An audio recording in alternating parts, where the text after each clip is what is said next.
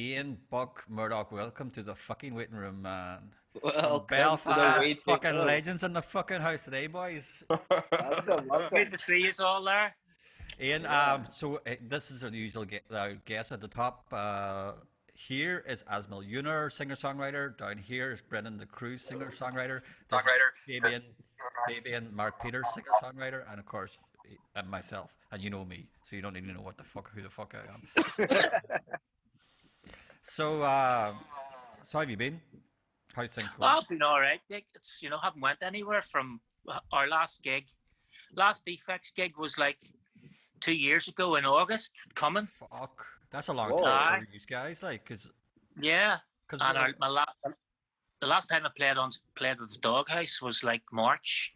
oh, fuck. So I haven't done anything because this lockdown carry on. Yeah, So it's a disaster. It's been a disaster for all of us as well. Like yeah. maybe last year Yeah, man. I got to mix maybe about 10 gigs total last year. Like, Yeah. fucking stupid. So You were going well getting that. I know I was sort of lucky. So for the rest of the guys, Ian also plays, or Buck, his nickname's Buck, so we just call him Buck now from Yeah. now on. Buck plays in Nice. also as a lead singer in a Madness cover band called Well, nice. Doghouse. Ska tribute type band. It's not all madness. Like I would say, it was just like it's like a salute to ska. Don't like it a tribute name, Oh, yeah, sorry.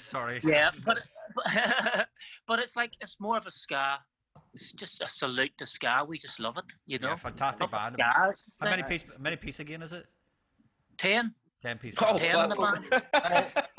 It's a big band sound, full brass section, everything like so, like fantastic. Wow. And they move about on stage. It's not 10 guys standing still.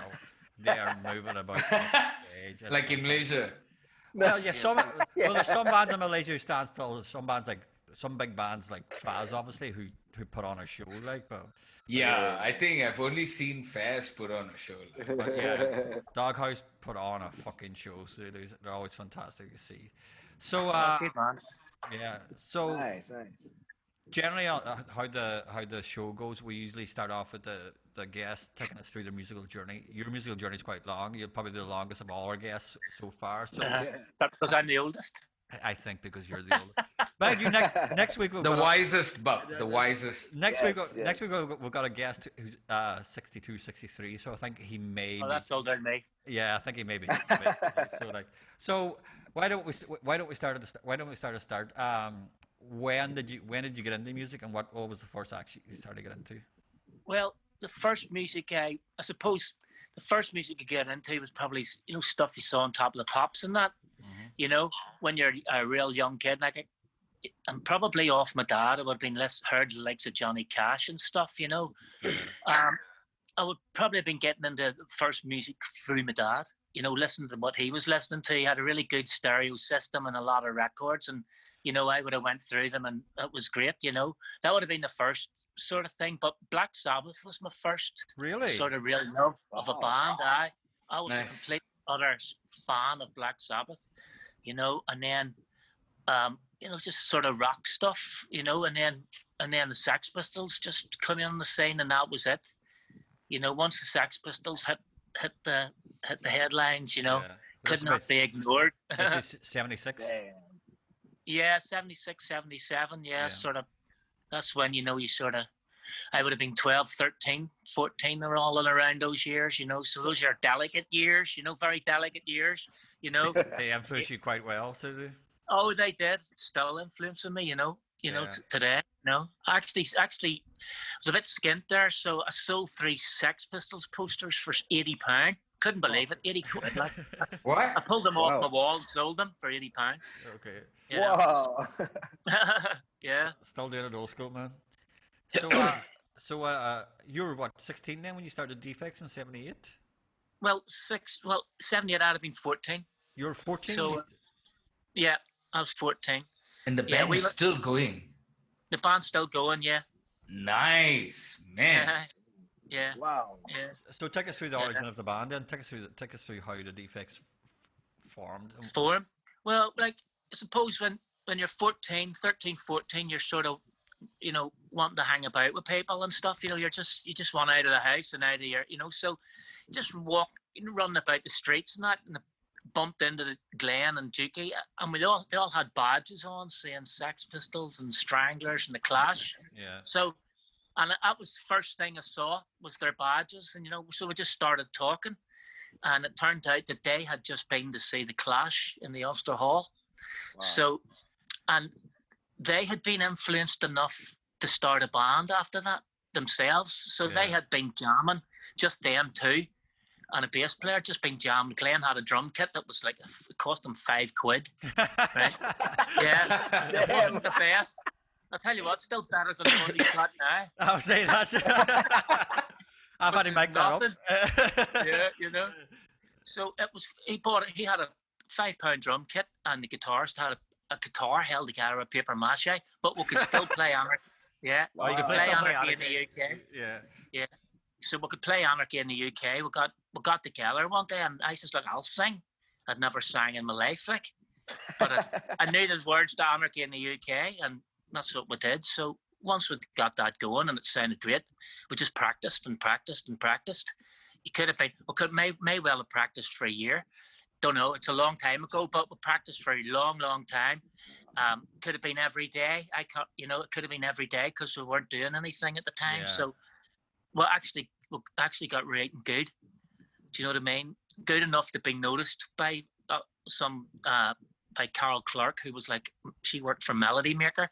Yeah. And this was in 1982, by the way. This had went on a bit, from then. So this is 4 years later. We were playing like mad, and then this girl seen us, and she knew some boy in London was looking at a band from another part of the country, but not from London, and he was looking young punks. So we fell right into that category, and we signed up with them, which was John Curd, and he was the biggest. Well, apart from Harvey Goldsmith, mind you, he was the biggest promoter in London.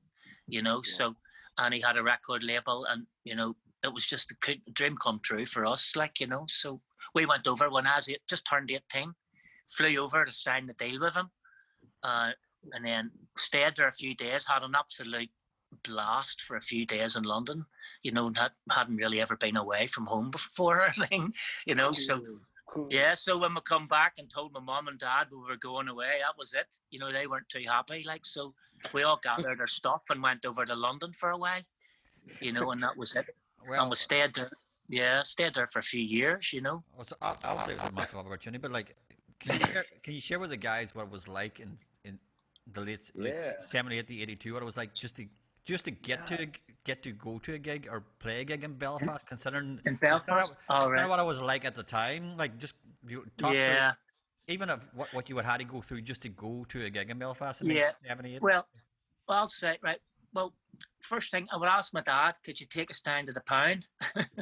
He had a van, so we'll get all the gear, put it into the car, and drive down the road. And it wasn't. I mean, we took it for granted, but there was always army checkpoints on the road. How many checkpoints would you have had to go through just to get? You could have went 2 or 3. You could have went through 2 or 3 checkpoints before you got to the gig. And it was, you just never thought about it. I never really thought about it. To be honest, it was normalized. It was normalized. Yeah, totally. And all the pubs, and any pub back then would have a sort of cage outside, or a security camera looking. So no one, it would prevent people from coming and doing raids and killing people. A camera in a cage. That's. Well, they had like what we call the metal walls, and we wrote a song about it. But these metal walls, it went right the whole way around Belfast. The Pound was outside the metal wall. But if you were in the metal wall inside that, there was like a curfew. Yeah. There was a curfew. It was 9 o'clock or something. I can't rightly remember, but it could have been 9 o'clock. You weren't allowed in the city centre after 9 o'clock in this walled area, this metal walled area. So you had to go through a turnstile to get out, and you couldn't get back in. And then the army would have went round the town with the dogs, just make sure there was nobody about, So, So we played. Imagine Kuala Lumpur just completely abandoned after 9 p.m.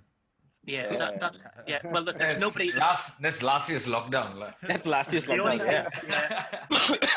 The only people in the town at night was security people, the punks, and probably the spags, as we call them, was like dodgy people just walking about. But you know, spag? Spides. Spider-Man. Yeah, Oh, spides. spides. The spides. All Yeah, right. spides are. But like tough they're not- guys, you know, tough guys. Like There's no real you know. analogous thing to spides in Malaysia. There just isn't. Spides. So it's weird. Cool. Okay. Do they not have spides over there? They really don't. I'm going to start just calling random groups of people spides. Yeah, Stop like, Bengal spies, man. Maybe Exactly. Yeah. no, there's no real spies are just scumbags. They're just Okay. They are. So the guys are called spies and the girls are called millies. So spies Millies, and yeah. millies. Spies and millies, yes. So. But the Millie thing comes from like working in the Belfast mills. Oh, was right? it? But I don't know where Oh. Millie, from the girls that worked in the Belfast mills. So Well, how did it become a derogatory term for them then? It's weird then. Yeah, it did. It become, so every girl, certain girl in Belfast would be called a Millie because of the way they spoke or dressed or who they hung about with, who they hung about with, especially like. So so where was your first gig with the Defects? Do you remember? Yeah. First gig for the Defects. I don't know if you know Stuart Bailey at all. Yeah. Stuart Bailey was in a band called Acme. And they were a funny wee band, but we got to play. We supported them. We went to see them in the Clonduff Community Centre, which is just up by the Braniel in East Belfast. Yeah. And we went up there to see his band, and it was great, So we went back the next week, and they let us play before them. We got up and done Anarchy in the UK, and of course. yeah, Janie Jones by The Clash and a couple of others. We didn't have any of our own songs at this stage. Maybe 5 songs, but that was enough to make the crowd go mad. Yeah. As soon as you see the crowd going mad and you get a bit of a buzz off it, that's you hooked. You know what I mean? So that's the best drug. That's the best drug a musician could ever get. Alcohol. It is. Like once you get the crowd in the palm of your hands, you're sold and you're done. Yeah. Like, so. Yeah. Wait. Sorry. Yeah, let's just delete that segment when you're editing. No. We have to get the bad stuff in. Honesty in this podcast. No. Honesty in this podcast. So from there, when because I really want to leave because we've only got a few minutes left in this segment. I want to leave the Heart Bar to our next segment because I think that's the Heart Bar is an important place in not just your career but the punk scene in Belfast totally. So I think in the next segment we should go into the Heart Bar and the whole early punk movement in Belfast and the bands that come out of it. But from your first gig, how quickly did you guys start writing your own material? I'd say it was more or less straight away. We sort of started writing. We sort of wrote a few songs, Once we got a couple of them into the set, you know what I mean? Sort of done a couple of cover versions, and then here's one of our own, see how that went down, and then maybe put another one in at the end of the set. Yeah. But we wrote. I think one of the first songs we wrote was "Brutality." Yeah. It was a a song. Yeah. Yeah. So it was so good from so it had to be kept at the end anyway because it was like the highlight of the night because your own song was the highlight of the night. But it's an anthem song. Because all the kids could identify with it. You're singing what all those kids were experiencing on a daily basis. Yeah, you're just singing what you know, like so, like you're It's like going to church. Those kids understood exactly what you were saying. Like, there was this guy. Yeah, go ahead, there was a guy. Sorry, there was a guy come over from Signs. You remember that magazine, Signs? It was either Science or NME, and he came over to interview us, and he done an absolutely amazing review of a gig we done in the Pound, which I'll have to send you actually because I couldn't read it out to you, but it just absolutely.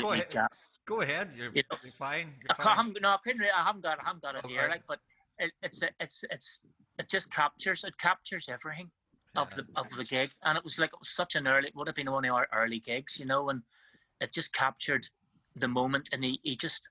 The whole he done an interview, so it was like a full page interview, and about his trip over to Belfast and the helicopters and all the rest of it, But the gig itself was just an explosion, You know, it was Yeah. basically an explosion, the gig, you know.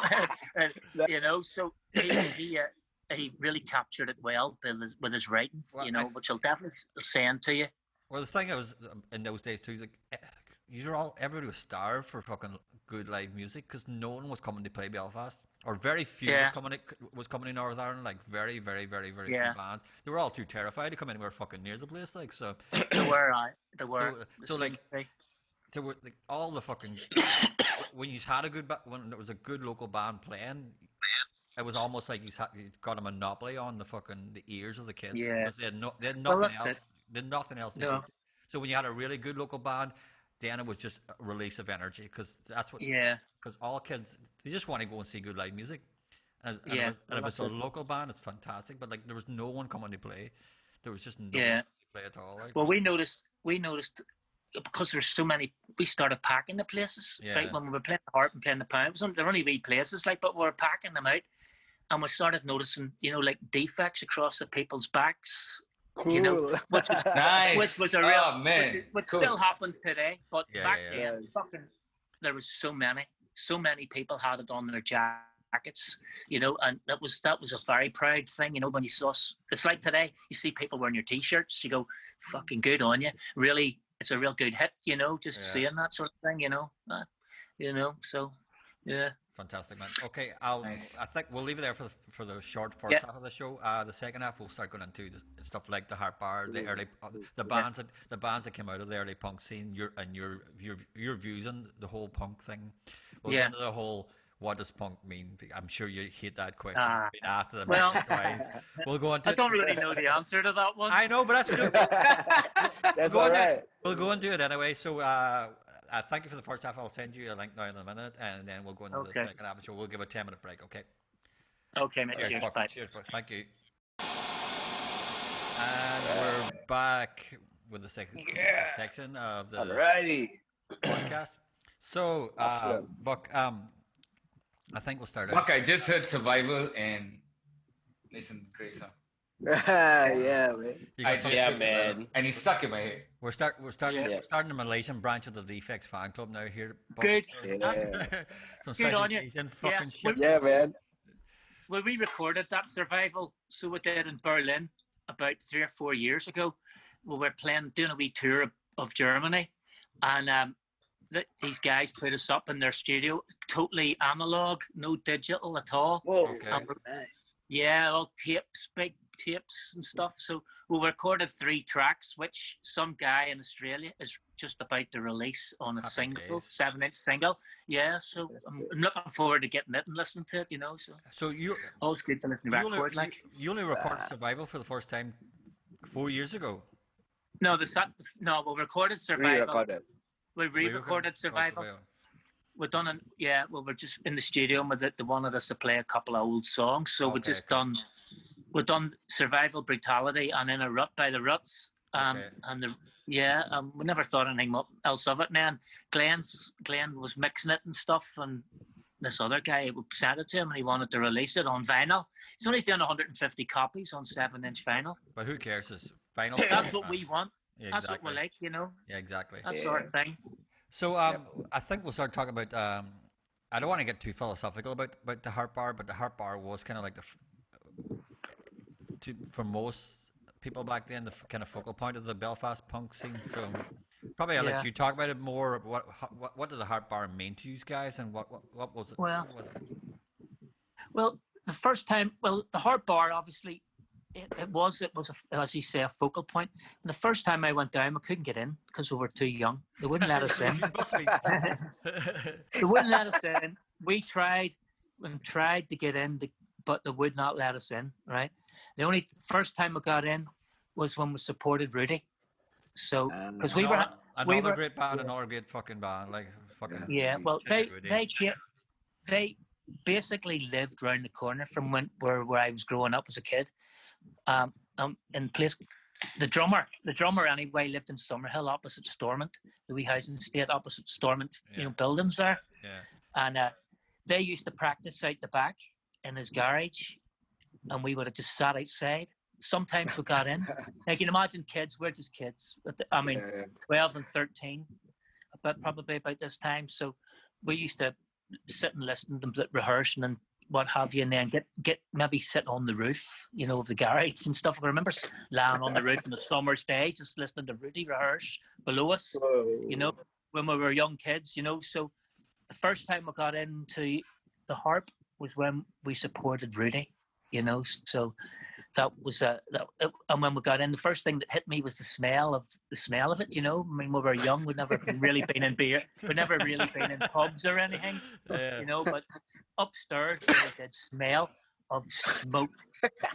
Everybody smoked then in the bars. It stunk of piss and beer and tobacco and whatever else, but it was stinking. That was the first thing I can remember. It was up the stairs, you see, the harp, but it was a great wee place. Brilliant. Loved it, But it was dangerous to get to. I can remember because it's in Hill Street. Now, Hill Street's one of the fucking most plush places in Belfast. But back then, it was a fucking cobblestone street with no lighting. Pitch black. It's kind of like CBGB's. CBGB's was in the fucking in one of the. It was I think it was in the kind of like where all the meat. The Bowery, the meat packing district of the New York, and it was just where all the prostitutes and stuff like that hung out. Yeah. Now it's gentrified and it's all super expensive apartments and stuff like that there. But in the 70s, in the 70s it was a shithole, like it was a proper shithole. Yeah. Well, it sounds just like what Hill Street was like, But I can remember we had to get the bus down and got off and walked to Hill Street from the city hall. So you had to walk from the city hall, which was believe me, it was dangerous when you're a punk, and it was even worse when you're in Belfast in 1978, 79, 80. Yeah, but it was pretty mad, It's not just the Brits and the Brits, the Ra, the fucking. Everybody if you had to go was through like to get you. the spies wanted to fucking knock fucking of you. Every spies wanted to get you. Fucking spies.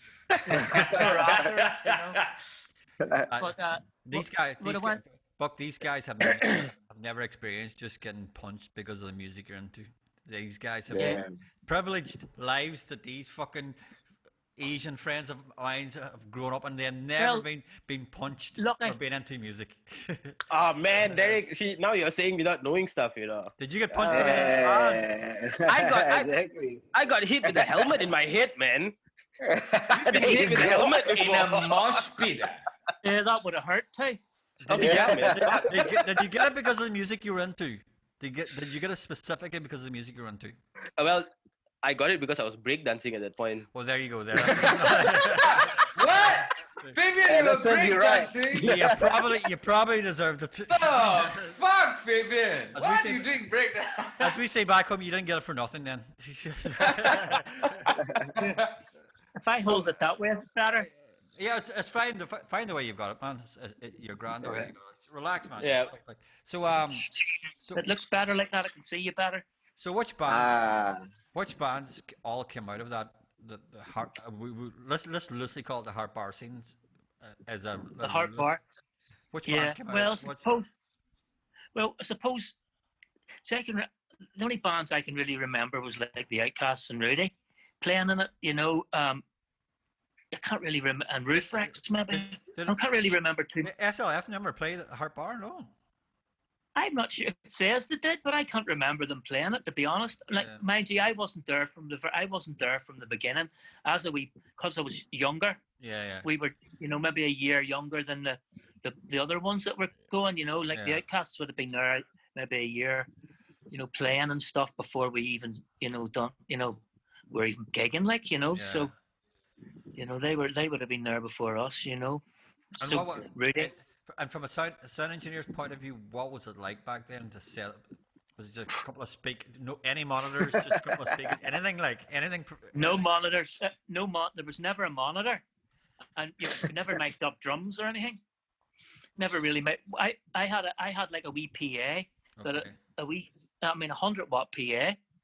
And I bought another 100-watt PA. And put it on top of them, you know what I mean, and joined the two of them together. So we had a 200-watt PA, and we would have played with my vocals, and maybe stuck a mic on the drum, the bass drum or something. That was it. There was no PA in the harp bar.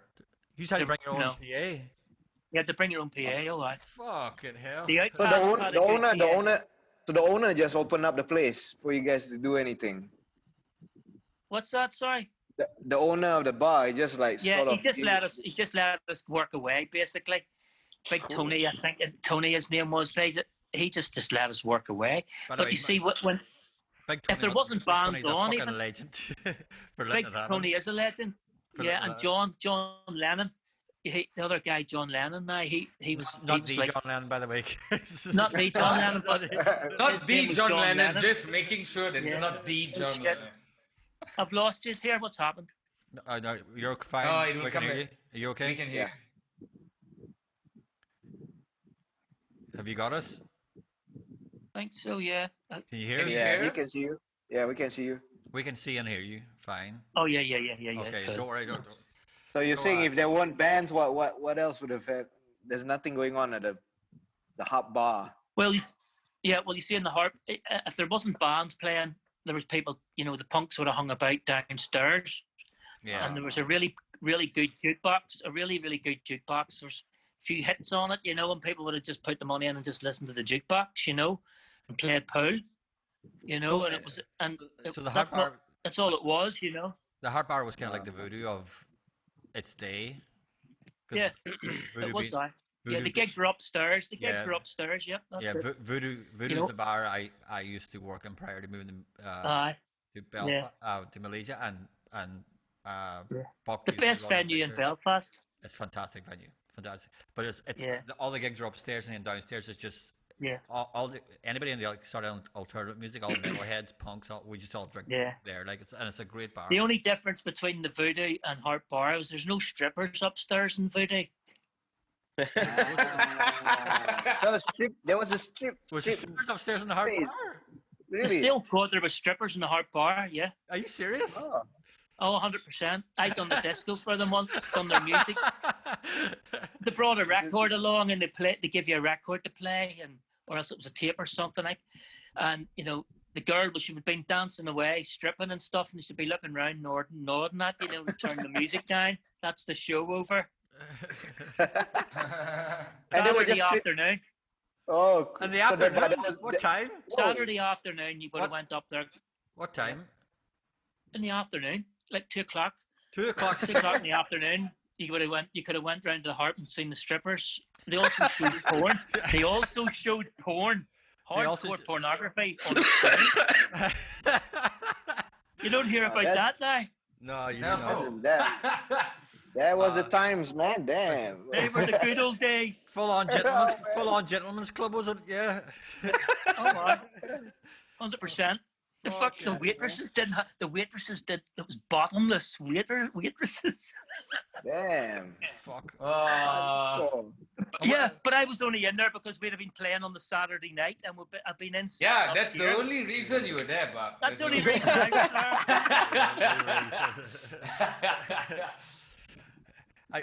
was there. Where was Terry Hooley at this stage? We need to bring Terry Hooley into this conversation because Terry? it's old. Like Well- Terry Hooley, but for the other guys, was sort of like Terry owned a record shop and was one of the early supporters of the punk movement. Yeah, very Terry- early supporters. Yeah, and there's a brilliant film out called Good Vibrations. Good vibrations. Good You should also Vibrations watch movie. watch it. Yeah. It's kind of If you want to know anything about it, yeah. Yeah, If you want to about know anything Terry and about the Terry punk. Hooley, That's the movie you were always showing. Huh? Isn't this the movie you're always telling us about? Good Vibration? Don't know, but No, it's about Terry and the early Northern Ireland punk scene. It's a great. brilliant. It's a Oh, it's great brilliant. film. And it's really quite, it's really quite true to, really quite real. They got it down to even the characters in it. You'd notice the characters. Yeah. There's people in it who write, that character, they must have got people, like the last scene when there's people dancing.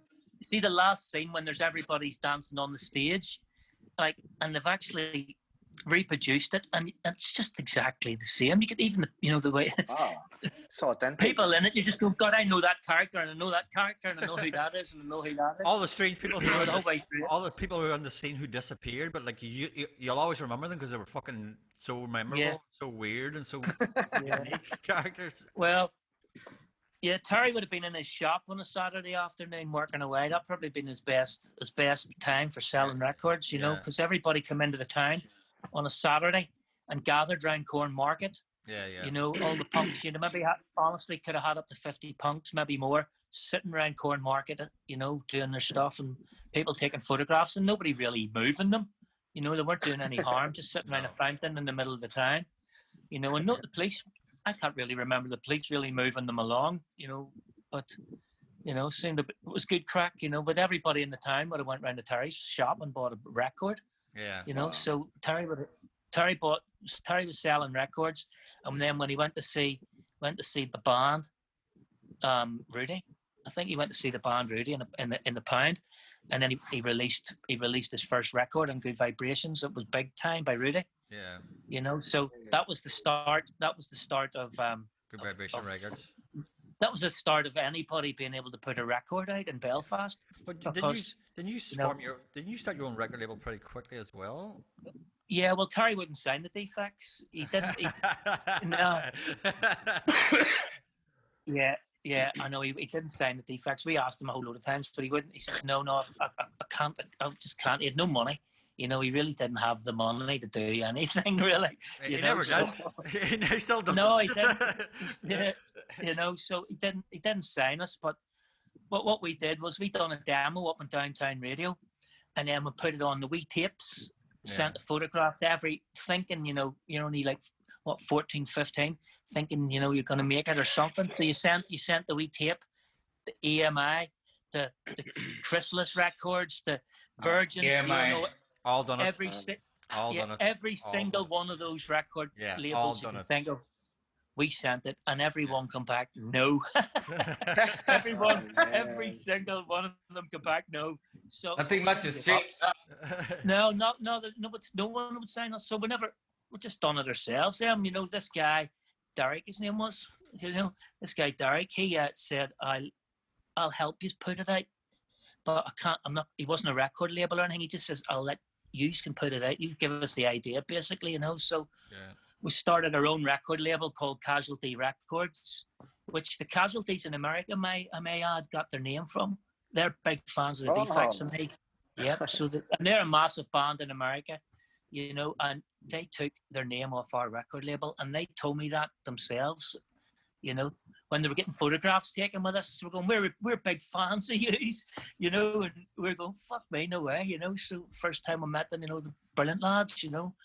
So, you know, but we just brought it out ourselves, the record, you know, and it came in the post in Christmas 1981, and we went down, grabbed a couple of boxes and went down to Corn Market where all the punks would be, and we sold them all for £1 each.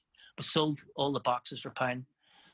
Left some in a couple of record labels, sold them all nearly, you know, in a couple of months, all the records. We got 2,000 of them made. Yeah. By the time, Nice. we sold a couple of hundred of them, and then we got signed up and went on tour with the Anti-Noor League in 1982, May 1982, and we sold 200 on tour, just by hand, selling them for £1 each, which was a lot of money back then, you know. So so we sold all the records, and I think that's what the guy that signed us, he liked so much about it, is that we actually went out of our way and done our own record, and done it ourselves. You did it yourselves, like, so, like.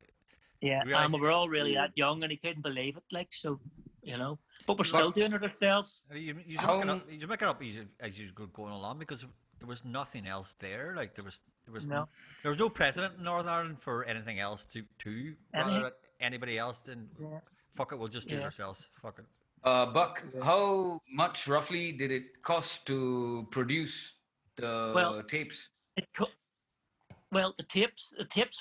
The tapes didn't cost much. The tapes didn't cost much. But the records was £1,000. It was £1,000 for 2,000 copies. 50p a record. So, £1,000 for 50p a record. Yeah, so we borrowed the money. We borrowed the money for that, you know, and we got it back in no time, you know, because we sold them, you know, for £1 each, and we had 2,000 of them. So we got the money back plus. So just you know, for so that was the first. just for comparison, £1,000 in 1982. What was that like Yeah, in comparison to today? that was a lot of money. Yeah. That was a lot of money. We borrowed that. We borrowed the money, Like you know, put to in bring out a record. What can you get for a put an pound that time? Well, put an example. Let's talk about alcohol. Make it easy for everybody. Yeah, let's make it easy. Yeah. Yeah. A pint Yeah. of beer in Belfast now costs roughly about £4, 3.70 or £4. If you're lucky, Yeah. hi, What- they're over £5, £6 Are now. you serious? Shit, that's expensive. Oh, I'm Yeah, serious. fuck. aye. What was a pint in about 1982? What would you be paying for a Well, pint? when I can remember going to Paddy Ray's, which was above McHugh's now, Yeah. and it was 35 pence for a glass of beer. A glass of Okay. beer. 35 35p for a glass of beer. 35 pence. Nice. Okay. Yeah, for a glass of beer. Yeah. Yeah. What was minimum A wage? pound goes away, man. Damn. You could have got a lot for a pound. There was You no could have got quite a Yeah. lot for a pound. there was no minimum know? wage in 1982, Brendan, that we're aware of. Like minimum No, wage I didn't thought come in so. minimum wage didn't come Okay. until the 90s. Like so, 82 is. I whatever mean, job- I didn't come around till about 89. minimum wage back then is whatever job you did and whatever you got paid. That was it. That was it. So Oh, if a aye. band were to do a show, say they are not a up and coming band and they had some sort of a following or crowd and they did a show that was not based on tickets, do venues actually pay acts without Back then, no. looking at Back tickets? then, no. No, Oh. it didn't work like that.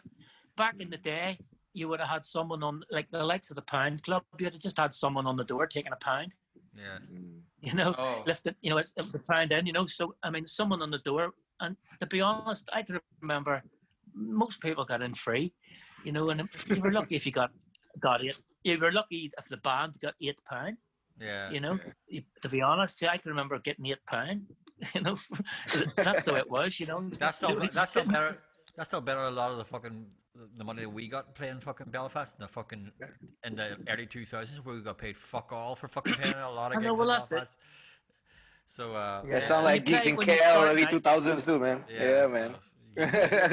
When you're starting out, you play. You know, when you're starting out, like you play free. You know, you just want to play. Yeah. You know, Yeah. that you're just really enthusiastic to go out and show your stuff and do your thing and just have fun. Yeah. You know, but you need the money after a while. You know, after 20 years or 30 years, It starts to become tiresome. you start Money, needing the cut.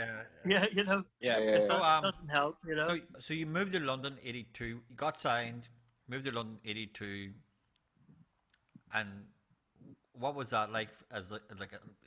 Even in '82, you were still only 18 years. You're still literally a fucking kid. Like so. Yeah, it was okay. Moving Yeah, to I London just '82, turned 18. what was that like? Because like you must it's start very- meeting a lot of your heroes then when Yeah. you moved to London. Like Yeah, it was very, very exciting. Very exciting because the first place I stayed in was this houseboat in with Chelsea with who? on Cheney Walk. With who? Next door neighbour was Lemmy, There you go. the next door neighbour was Ah. Lemmy There and you a boy go. and a boy had a Hawkwind. The boy had a Hawkwind and Yeah. Lemmy was the next boat. So you actually had to walk over Lemmy's boat to get on the boat we were staying on. They were like these cool. big. Yeah, they were like big luxury barges. To be honest, they were like And at the time, caravans. sorry, and at the time, Shit. Motorhead were one of the biggest bands in the UK. Like they like Yeah. no Sleep to Hammersmith was a #1 Well, album. Like at the time. Like, yeah, and I'll tell you what, there must have been maybe maybe 200 or 300 boats, in this area, just going up to Chelsea Wharf, where it's a big Wow. posh area. There's all these big boats that people lived in. It was like a caravan site for like boats. There weren't boats that you could start up and drive off. They were just like There's no Okay. engine in them. Yeah. They were They were just they were What? They're They were just just- floating. They were just floating houses, and Wow. Okay. right, and do you know who looked after them? Who was the caretaker and painter and decorator of them? Fast Eddie of Motorhead Oh. Fast and Eddie the drummer. Clark. See. Fast Eddie Clark Oh. was the painter and Okay. decorator, and so was Phil Taylor, the drummer. Filthy. And they had already, See. yeah. Lemmy didn't work. Lemmy never worked. Lemmy just sat in his. He never worked. He was, but the other two seemed to work. when they'd already had Ace of Spades out, and I was really surprised at them two working. They had number one album. That was a You number know, one album. Like the album that this was after Ace of Spades. yeah.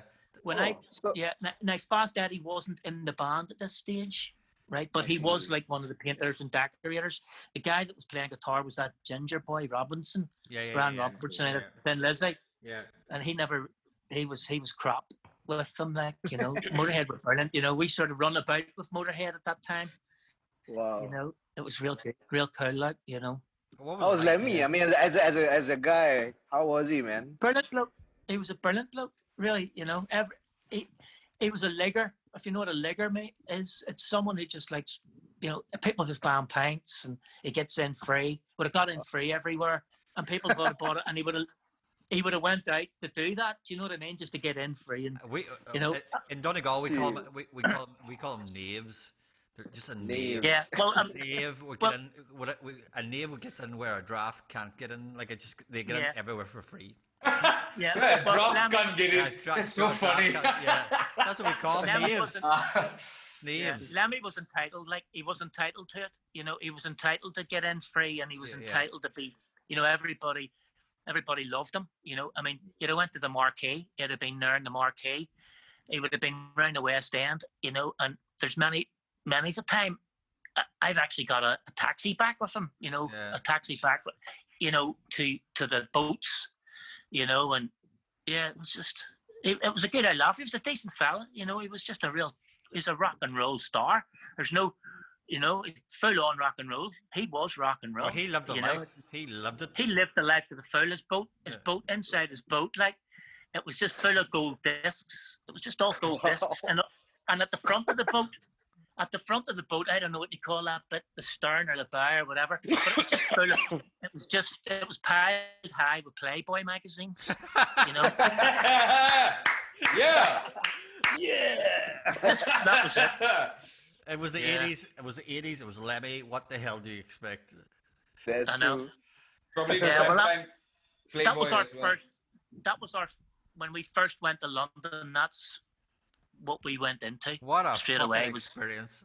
straight. Yeah. I mean, from the first day we got there, the first person I saw was Fast Eddie and Phil Taylor standing in overalls.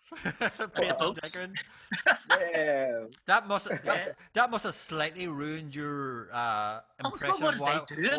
what it is to be a rock star. They go, what the these guys are amazing. What the fuck? These are one of those you sometimes don't want to meet your heroes kind of moments. Yeah. No, but they were so cool and so down to earth and so like us.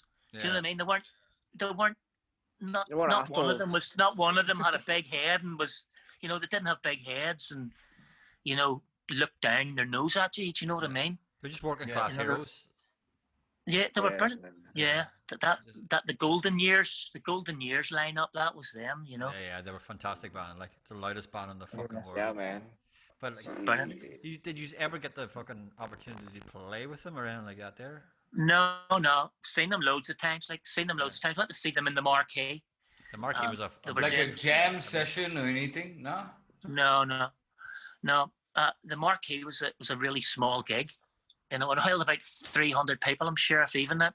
And but they've everybody done played the that. Marquee. Everybody played the Yeah, Marquee. we played the Marquee. We played the Marquee about 3 times. So we did headlined it too, and then Excellent. headlined it about three times. And I'm sure we supported bands there. We supported a couple of bands there as well. You know, so that was a spot. We played the 100 Club as well. 100 clubs in R1 played there. Must have played there 10 times.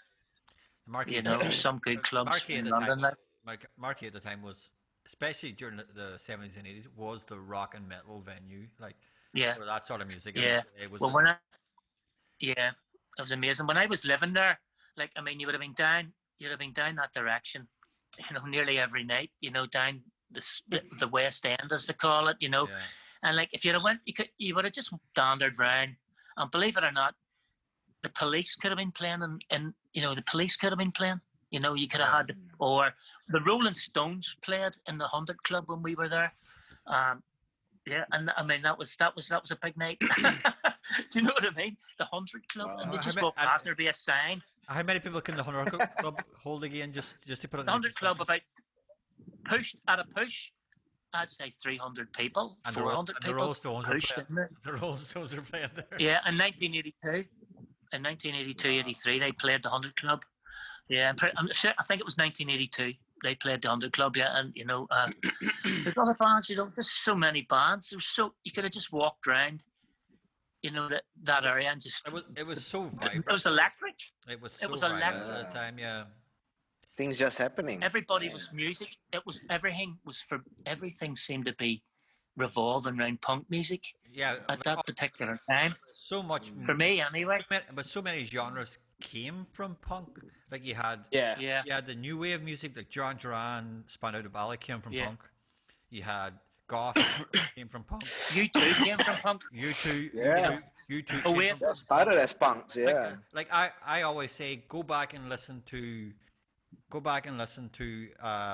Sisters of Mercy 1978, Joy Division 1978, and U2 1978, and they're almost the three of them are almost exactly the same bands. All three of them sound exactly the same. Like so, all those three bands were, they all came from punk. Even Iron Maiden, all the new wave of British heavy metal. They all sort of had a punk thing about it. They all had a punk influence. Like they weren't An like attitude, though. they weren't like the 70s Black Sabbath or Deep Purple type metal. They were faster. They were more aggressive, and they were fucking. Yeah. There was a punk ethos to their music, like so. Punk was, especially in '82 in the UK. Everybody was influenced. Almost everybody was. Everything like somebody read. Like Mick Hucknall was at that. Started out as man. Mick Hucknall was at that famous gig in Manchester in 1977, 78. Like, Yeah, so, man. like, so even bands like Somebody Red were influenced by the punk genre, like so. Yeah. Oh, I made you and all. So there's all over the place, like. Just getting comfortable here. Okay, it's a bit better now. Do what you need to do, man. Do what you need to do. And Buck, how long were you in London? I was there for 2 or 3 years, on and off. Pretty intense 2 or 3 years, mind you. It was every day there would have been something happening. You'd have been practicing, or you would have been playing, or you'd have been doing an interview or photographs, or going to see bands. Or what happened with me was I ended up working as like a roadie, not a roadie, like you'll understand this one, Derek. People lifting in the PAs. Started doing that, bringing PAs in the morning, setting them up, etc., etc. That's a roadie. That's a roadie. Yeah, well, okay. I was a roadie. Well, I got a job there, and it was a fairly regular job, bringing PAs into the Lyceum on a Sunday morning, taking them out on a Sunday night, getting paid £35, getting a T-shirt and getting fed. Yeah. That. You only need to do that once a week, but I was getting maybe 2 or 3 a week back then, which was brilliant. Yeah, that's what I was doing. Like back, I was working in the early '80s. Over 100 quid a week was fucking really, really, really good. Fucking. Well, that's what I was doing back then. I was doing the Lyceum every Sunday, and any other gigs there was, because John Curd was our manager, and he was putting the gigs on. He was the biggest promoter, as I said, apart from Harvey Goldsmith. So he was also he also managed the professionals. The professionals, Cook and Jones from the Pistols. He was their manager. And he run clubs and all sorts of things. So I was working with. I was doing quite a bit of work with him. Okay, cool. I was his driver as well. I drove him about. He had 12 cars. Yeah, he had 12 cars. Yeah, he had 12 cars, and the one I was driving. Did you have a driver license? Yes, I did have a driver license. Did not make sure about that. It was great. It was a brilliant job driving them about, because it was in an RS 2000 suit to the absolute hilt, and it had a serious Ford. Remember the Ford Sierra RS? No, a Ford Escort. Oh, so Ford Escort. RS 2000. Yeah, RS 2000, but it was a full-on rally type. I love that. Listen, one of my favorite cars is the Ford Escort Cosworth RS 2000. Yeah. Well, I love that car, Well, you know exactly what I'm talking about, because you couldn't get out of second gear in London, right? So, and it had a serious sound system in it. It was just so good driving him about. I drove driving down to Brighton because he was putting Public Image on in the Brighton top rank. doing gigs like that there. I would have drove him down to there, and he would have done his ticket thing and do whatever you do what you do when you're putting on a gig, and then waited for him at the end of the night, to drive him back home again, and they paid me and I got into the gig and met everybody and done all that. That's the kind of thing I was into. Wow. I loved it. Nice. Loved it. Always part of the scene, man. Always part of the scene. I loved it. Absolutely. So I think we'll leave it there for. We have a minute. We'll leave it there for this part. I think in our next segment we'll go into. I think it'll be good to go into the later Belfast scene, especially the scene that I managed to be lucky enough to get into and start mixing sound. Yeah. The later scene with so many good bands, so much good gigs that happened around And about Derek, 2012, another thing- 2016 scene. I'd also like to ask Buck. I mean, of course, in the later section, it's like you've been in the punk scene from the late 70s, early 80s, and all that. So how different if you're going to compare it to the punk scene now in Belfast and everything? We'll go into that. Okay. Yeah, that's it. So Yeah. we'll another 10-minute break, guys, and then we'll come back. Is that okay? Okay, bye. I will turn this off again. Favorite And we're back. Part 3. Alright. Nice. So, Welcome back, Buck. welcome back, Welcome Buck. Yes, man. And Good to have you, Buck. Thanks again for Good to have you, Buck. Thanks for joining us. Not a You problem. are our first international guest. Yeah. Our Across the world, our man. first non-Malaysian guest, book. Our first Our non-Malaysian guest. Yeah. So, All right. An honor. It's an honor. Thank so, you. So let's talk about we'll move into the kind of like the it's not the punk scene now, not punk scene now, not the kid punk scene, but the punk scene that you guys, the Defects, kind of got going with all the old kind of I hate to call it nostalgia bands, but like it's the old bands and the old gigs. Like, Yeah. when did you start get them going? And like, it was probably would have been your idea to get all these old bands together again, because Well, all those old bands, I don't think they ever stopped. The likes of UK Subs and all, and they never stopped. They've been doing it for so long. The Defects split up in 1984, right? We'd only done 2 years of England sort of gigging and stuff, and instead when we left Belfast, we only done it for 2 years, and then we just come back again. I come back and just didn't want to be doing it, So that was 1984. I must say the last gig we did was with the Clash, So you're going to go out in style. that was our last ever gig with that lineup, and then 2009, this guy in Australia, Dave, he asked us if we would go over and tour Australia. This was was it MySpace?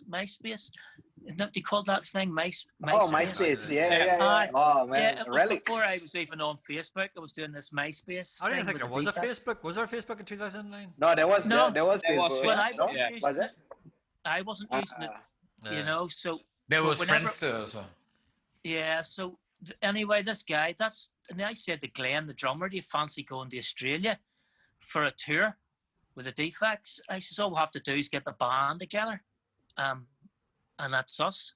I says, even if it's only for this tour in Australia, it'll be worth doing it. Yeah. So we got a lineup together. We actually rehearsed for about a year. It wasn't just a couple of rehearsals. We'd done about a year up in the studio here, and it was really quite good. It was brilliant. Then we went to Australia, and that was our first tour. It was an Australian tour, so it was brilliant. And to be honest, I can't ever remember any bands from Belfast going to Australia. It was quite a big thing for us Yeah. to go to Australia. Probably. What year was this again? 2009. This was only in 2012. 12. Yeah. This was- Yeah. Probably the only Yeah. probably the only Northern Ireland bands that would have been in Australia in any capacity would have been. I can think of only maybe 3. That would probably be the big ones. Therapy definitely would have toured Australia. what do you call it? Martin Hannah's Well, band. Stiffle Fingers, like Fingers would have done Australian Yeah. off. But I'm talking about, people at our level. Yeah. We're like, No, I could be honest. therapy, Therapy was therapy huge are at like- one stage. Therapy was huge at one stage. therapy are well up there, Yeah. Therapy are like possibly near the top of the ladder, Yeah. and as far as I'm concerned, like, and But- now you've got but even- Stiffle Fingers at the very top of the ladder. Even still, there was very few Northern Ireland bands who would have toured Australia. Divine Comedy, Stuff Little Fingers, Therapy, maybe the Undertones, maybe not. Snow Patrol, probably yes back in the day. Yeah. Eventually, They all had record deals, Yeah, but they yeah, all had they all had record record deals, deals, yeah. managers. They had managers, record companies, agents, Promoters, everything. They were on tour. yeah, They were doing everything, but Yeah. we still have none of that. But you still We like still- you stood in the whole punk rock ethos of like we did it ourselves. Do it yourself. with Yeah, friends. DIY, man. Come over. DIY or die. Almost Yeah. like kind of like the Fugazi, a very Fugazi fucking aspect of it. Like it was like fucking like just word of mouth. We just built our own. Yeah, that's it. Was that's this school of thought like always there from the beginning, or did you guys gradually decide to, hey, you know what, we can just do all this by ourselves? Well, it just sort of, no one else really would do it for us, Yeah. So, Yeah.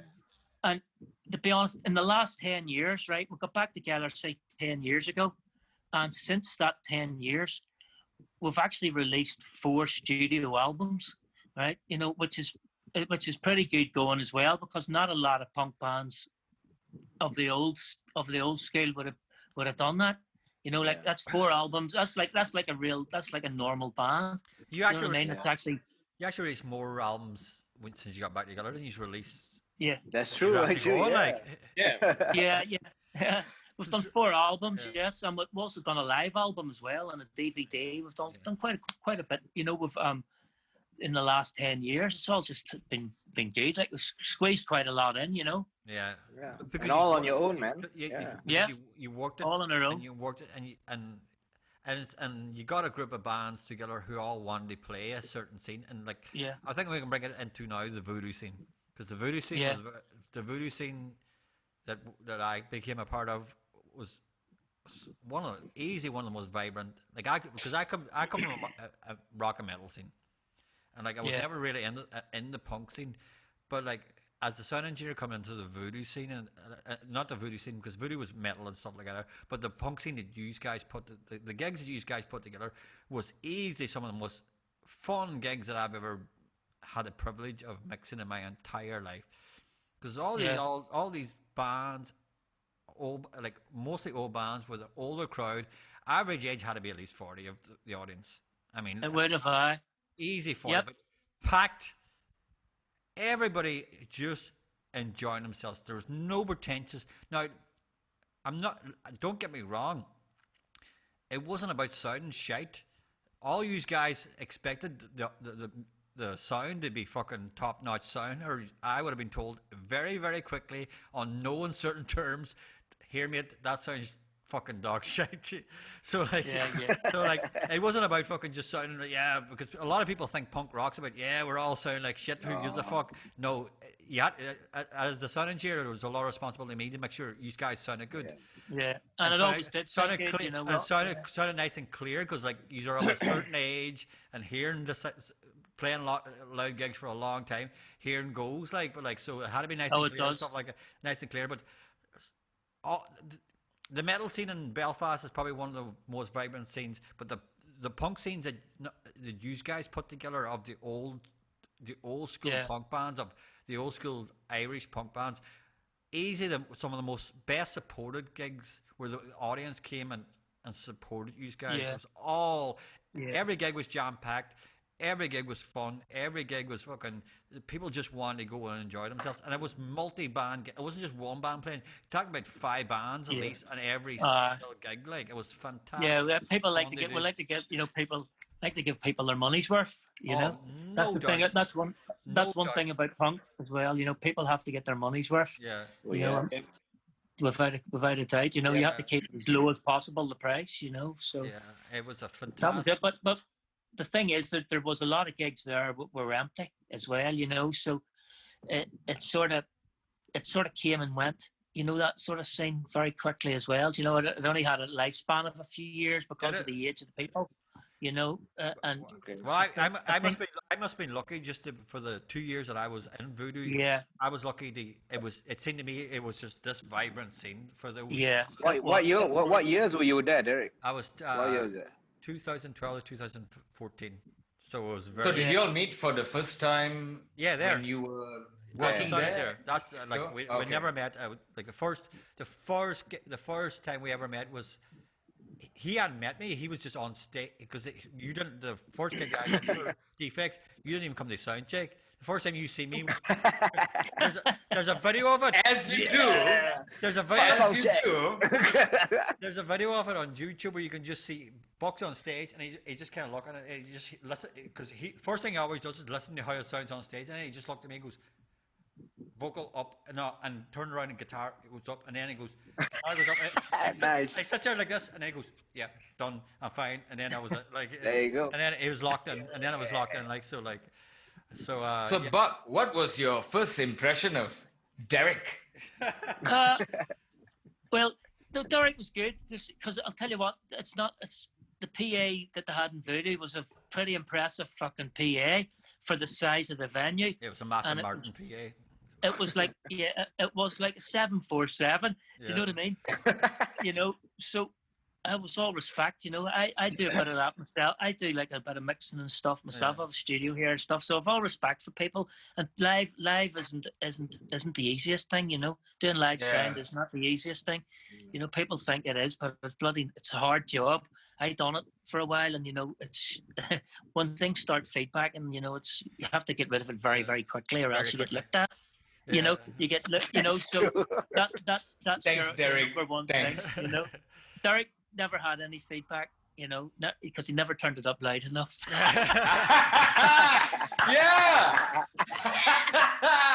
I fucking hate But then- feedback. But then, That's a good one. Thanks, Buck. Cheers. Cheers. no, that's why I'm deaf. You know, I've just experienced real loud music all my life. Yeah. You know, on stage. You know, I blame the cymbals, the drummers behind me.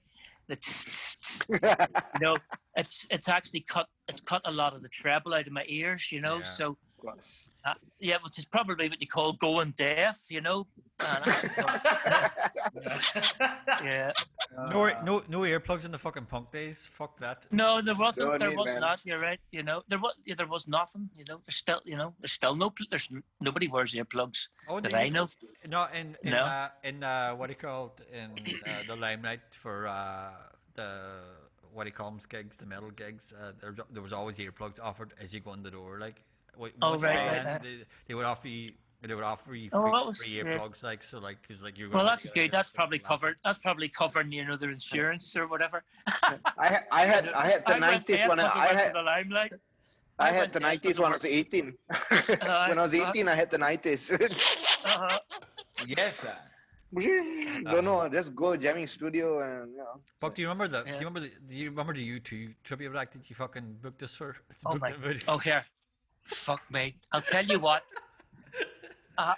Because I hope they're not going to see this, They'll right? never see it. They'll never see it. They'll never see it. It's okay. Right. Go ahead. Go ahead. Well, here, I have bands that come up here and rehearse, right? Okay. And it's in another room, and they do their thing. They put the PA on. They do their own thing. It's like, you know, good system and all in there. And they just do their own thing. But these ones, the U2 ones, wanted to come up, and I says, yeah, no problem. And the boy went in, and things sort of went wrong very quickly because I left the place. I walked out and started brushing up down at the back of the house, you know. So I went back up, and he was complaining. He wanted a click track in his earphones, and he started. Who is this? Who You is wanted to- complaining? It was a Right, YouTube, you know, there's a I went, YouTube fuck me, tribute it's just- act in Ireland. Like some of this, Oh, these guys. for a like, while I thought I didn't hear tribute, so I no, thought it was. no, you. it wasn't Bono. No, Some no, fucking it's just a weird. tribute band. Okay. But they got, And Buck, Sorry. he Okay, got really, so- really. Buck, He thought he was a U2. He really thought. Buck managed to You know. book them in Voodoo one time for I don't know Okay, why he alright, did it, sorry. but like it was hilarious. They were all for a start. They were all in ears, so that we didn't have to worry about monitors on stage. Everything was in ears, so I was going like, yeah, this will be an easy gig. Like, and we had them all through click track, so they gave me their click track, and we had that all through their computer, and that was all fine. The drummer comes up to me, and I go, okay, he goes up, he goes, listen, man. He goes, I'm very particular with drum sound. I go, well, what do you want? What do you want? He goes, just make me sound like Larry Mullen. And I just started laughing. I just started laughing straight away. I was going like, and he goes, what are you laughing at? I go, I can't make you sound like Larry Mullen, man. He goes, why not? He goes, you're not Larry Mullen. You're not Larry Mullen. I gotta make you sound like someone you're not like. I go, you don't have the equipment, you don't have the system, you don't have anything that they. Did he have the chops though? No, oh my god, they were hideous. For the first 3 songs, the fucking guitar player's guitar was so far out of tune. I mean, really. I did this for the first 3 songs. They started playing. After song 2, Buck was over here to my left. I turned around, just folded my arms, and just started staring at Buck like I said, going, "The fuck did you do?" And Buck was looking at me and goes, "I'm really sorry, man. I'm really sorry." There was about 4 people in the venue, and they were the worst U2 tribute band. And your man. Are they still around though? I hope not. No. And they thought they were rock stars. I mean, they swarmed around the venue like they were U2. Like they had this giant ego. Like, Oh, it was wild. They were so wild. It was so bad. It It was was. funny though. It was comedy factor. It was sheer. No, what would they call? Spinal What would they Tap. call? Yeah, unbelievable Spinal Tap. Oh, I have no idea what they're. Yeah. I No, what can't they remember call? what they were U4, U3. Oh, fucking. I can't Not remember what you. they were called. U2, they were called like U2 or something, but it was yeah, spelt yeah. in a different way, wasn't Yeah, it? but like, they were so. Like Fucking YOUTOO like that. shit. Yeah, it was something like that. Yeah. We were, Like a yogurt brand. we were all fine. We were all fine with the gig because it was Buck booking the band. So like every fucking band that he had done, we were all. It was brilliant gigs and great crowd. And we were all happy with it. These sure as shit just went on stage, and it was so embarrassing. It was like. We were looking at each other. What the fuck is this nonsense? Like, Yeah. Oh, it was really. Fun. Yeah. It was actually good that, you know, that the bands that we actually got over, like Dr. Feelgood and all played. Oh yeah. You know what I mean? Some Or not Dr. Feelgood. No. Shit, if Dr. Feelgood would have played that, would have been fucking fuck it. superb. Yeah, Eddie and the Hot Rods. Dr. Feelgood and Eddie and the Hot Rods are both. What do you call time. the British journalist who played the punk guy fucking with a fucking this sort of mohawk? The British journalist. The music journalist. Oh yeah. John Robb. John Robb. Yeah, There's yeah. a very famous English music journalist who plays in a punk band. He played one of Buck's Kick and Voodoo. He was fantastic on stage. He was throwing himself. Yeah. He's throwing himself because he's kind of this muscly guy with fucking mohawk thing. Okay. He was throwing himself about the stage like it was Henry Rollins. Like it was really fucking. Yeah, Whoa. yeah. He's Really? good. All right. Like, So and you know, there were some really really good bands played out. Eddie and the Hot Rods was the best one. You know, I did say Dr. Feelgood, but it was Eddie and the Hot Rods, and Eddie and the Hot Rods was the best. For me, was the best one that played. You know, but there was the Angelic Upstarts played, and that was they were massive back in the day. Yeah. The adverts. Remember the adverts? That was a brilliant one. It wasn't the adverts. It was the lead singer, and this band from Spain. And they just done all these advert songs, and it was amazing. It was amazing. You know, I think the advert. I think one of my favorite bands to mix and do was the Outcasts. They were just fucking Yeah. fantastic every time. Like just Yeah. really good songs. Aye. Just fucking really fantastic. It's a really fantastic band. So Yeah. let's get down to the nitty gritty. The question that like fucking like you probably hate to be asked, but like I have to ask it like because it is what it is. So punk, what does it mean to you? What did it mean to you, and what does it mean to you now? Like as an older gentleman. Yeah. As an older gentleman, I would still consider myself a punk. Like, I would still consider myself punk. Like, I'm a lot more punk than fucking some people. You know, I might not have a fucking mohawk or, you know, or whatever. But you know, it's just, I don't know. It's just who you are. You know, it's punk is who you are. You know, and I don't really know. Over the years, it just, you suppose, from like 1977, 78, when you're first getting into it, I'm a fucking punk, and you're, and you're all, but over the years, you just mellow down, but you still got, from back in the day, it's just, you still want people to be peaceful, and I don't know, it's a bit of a hippie ethos. I'm into peace and love, you know what I mean? Yeah. I like, live and let live ethos. Until you get on I don't like- stage. Until you get on Yeah, stage, no, and it's- then yeah, it's it's wreck. just- Yeah, I know, but you know what I mean. I think punk was nearly like a hippie thing, where it's everybody together in peace, and especially over here, like I know it's been said before, but Protestant Catholics did get together and hang about together, and not I'd have never met half of the people that I know if it wasn't for the Heart Bar, Yeah. and them being Catholics and being from the other side of town, being Republicans, or whatever, I'd have never met people like that coming from East Belfast and being Protestant.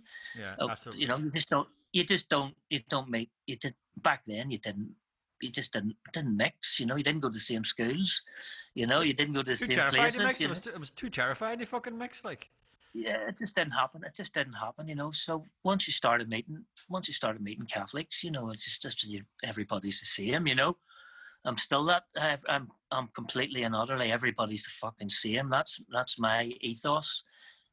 That's me. I think the punk ethos was sort of like the hippie ethos of like we're all in this together, except it was speaking from truth, where the hippie ethos was all like it was all like more of a kind of poetic poetry style speaking, and all these beautiful pictures. Yeah. The punk ethos is we're all in this together, but we're all in the shit. A bit more together, like, anarchy. we're on the shit it's together. Yeah.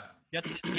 Yeah. It isn't. There's a lot more anarchy with punks than The word anarchy, the word anarchy come out like with the Pistols. That's the first time I heard the word anarchy, and then you started looking into it and all the rest of it. But it's I'm sure anarchy's a mad out thing. Like everybody. I don't even know what if the world could survive with anarchy. But it's like those the anarchist bands like Crass and stuff. Yeah. I mean they were very. Their music would have been, made you think. Do you know what I mean? Their words, the anarchist stuff, and the Cross definitely would have made you think. Even if you disagreed with their political ideology, Yeah. it still made you. It makes you think, yeah. It makes you think. Anything that makes you punk think is a music. good thing. Like it's a good thing. Yeah. Like, Yeah, exactly. Definitely. Stuff like that just make you think. I don't know. It's in the music. It's in your attitude. I don't really know what it is because it's just, I don't really know what punk, what is punk like, what is it now? What is it these days? Back then it was a music and 100% it was a fashion. Yeah. It was a fashion. People go, it wasn't a fashion. You're a poser. Called people posers, but it was a fashion. It was a fashion. So I don't know what it is now. People still have studded jackets and Mohicans. I don't know. Is it still the same thing going on? I don't really know because I'm not doing it. So. But I suppose the punk philosophy and attitude will always live on, right? I mean that transcends trends because I consider myself punk too, and in the way I sort of operate. So it's beyond the Mohawks, right? That's kind of superficial. It is. It's beyond. It's beyond Mohawks. It's well beyond the Mohawk. I think it's just a feeling it's a feeling. It's like if every town that I've ever played in, in every city or country, there's always a punk scene, and you play to that punk scene, right? So those punk scenes that you may play in Germany, or you may play in Belfast, or you go and play in Australia, those punk scenes are all basically all exactly the same. Yeah, right. True. They're the same. They're the same. Same philosophy. It's all the same. They've got the same philosophy. Same philosophy. They all dress the same. They all have their ways of living and whatever. It's just a thing. It's just a thing. You can't really explain it. But all those punk scenes have it. It's a thing that's lasted through the time, like because a lot of scenes that lasted 40 years. It's a scene that means something, like because a lot of scenes just come and go, pretty fleeting. But punk like metal has held on for long periods of time. Yeah, well, like It always Mark, means something to the actual listeners, like. So what would you say would be the biggest difference from when you first embraced punk or experienced it and now? Well, when I first experienced it, I was a young fella with the excitement of youth ahead of me. Now it's just, it's not. Nothing can. You can never relive your youth. No. Do you know what I mean? That excitement of growing up and that excitement of playing in a band for the first time and the excitement of all that, the first 10 years of playing in a band is pure excitement. You know what I mean? As it gets bigger and bigger, as you start to playing to 30 people, and then next time it's 100 people, and then before you know it, you're playing at a gig to 2,000 people. That is pure excitement, and you never get that feeling back again. So I don't know how to differentiate that feeling and the feeling of punk. Do you know what I mean? Because that to me was the feeling of punk growing up, was being on tour with the punk bands and all these punks everywhere. To me, that was punk, and all the punks in Belfast, that was punk. And it's hard to, once you grow up and get a job and have a wife and have children, nothing will ever be like those days. You'll have things today that reminds you, oh, that's what it was like. Like, it's like the first time we went on tour to Australia. It was like England 20 years ago. That's what we thought. This is like England. It was just like driving around England. Yeah. It was Australia. The same. Everybody drove on the same side of the road, and it was just honestly, it was just like touring England. And but 20 years ago, it was like it was like traveling back in time. The crowd was just like the crowd back in the day, and it was only slightly older, like, but that scene sort of goes everywhere. Yeah. So okay. it's hard to yeah. Okay, well, but what about the struggle, Buck? The back in the 70s, 80s, the struggle and the things you guys had to deal with, the fight, the cost, and then how would you compare it with things now? Like, looking at the punks now. Yeah. Well, I suppose back then you were just doing your thing. You know what I mean? You were just doing it, and not thinking about it. It was just you growing up and stuff. Back then, it would have been a lot harder to play gigs and a lot harder to get gigs. You didn't have the internet. You see, that's the big thing, is the internet. Yeah, back then, it was word of mouth. or you could stick a poster up on the wall. Yeah. You weren't to be able to afford an advert in the paper. So you had to go and stick a poster on the wall, which was probably posted over the next day by spies. So fucking spies. Nowadays you just put an advert up and and so many 100,000 people can see it. You know what I mean? On the internet. But whether they come to the gig is another thing. Yeah, whether they come to the gig is another thing. Yeah, I know this is it, but don't come. You don't get all. But it's just getting your word out there so much easier. So that was the struggle. It was a struggle getting your word out and getting your band out there, because there was only one or two places that you could play in. Like, we never really played outside Belfast before we went to London. We didn't play anywhere outside Belfast because it was too hard. There was nowhere else to play. Where else would take a punk band outside Belfast? Exactly. Not back then. I didn't know any. Because we weren't playing anywhere else. But like the Pound and the Harp and church halls and youth clubs. Yeah. Church halls, like. Yeah, I know.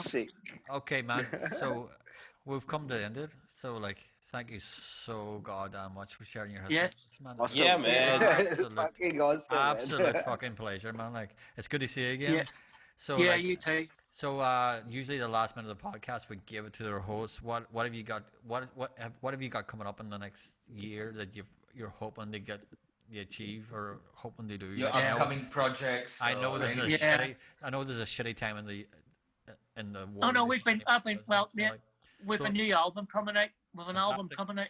We've just released one there last year. and we recorded some extra tracks, and we've got some other tracks that we recorded. And Glenn has his own studio as well, so he's been working away at that, and that's gonna be coming out. And then I've got this Arby thing going called Johnny Hash. I don't know if you've seen that, Derek. Johnny Hash. That's Johnny Hash. Yeah. Classic. Nice. We'll put it. I put videos up, and we got 150. Hello. We got 290,000 views. So it's a pretty good thing. It's good music. Good. It's like traditional Irish acoustic music with a bit of a twist. It's like folk punk. Nice. Yeah, check it out. Johnny Hash. Go and like our page. Like the Pogues. All right. Sort of Pogues. It's like the Pogues. Start going seriously. Go and like our page. Okay. You love the music. All right. Okay, it's cool. Just so simple. We've filmed the videos. We filmed the videos on the iPhone and recorded all the music, put it together, and we're getting over 50. Yeah, we're getting 100,000, 114,000 Okay, views. then that's like Asmal stuff. Then, and Asmal is pure kind of like fucking Pogues, fucking. Yeah, I'm definitely gonna like that. I'm gonna follow this shit. Johnny Hash, you call it. Johnny Hash. Okay. Johnny Hash, Belfast. Yeah. Okay, boys and girls. See you soon. Ian Murdoch, thank you so goddamn much. Thank you so much. Yeah, man. Thanks, Ian. Thank you. Good to meet you. Thank you very much for having me. Be safe, man. Be safe. Cheerio now. Bye. Peace.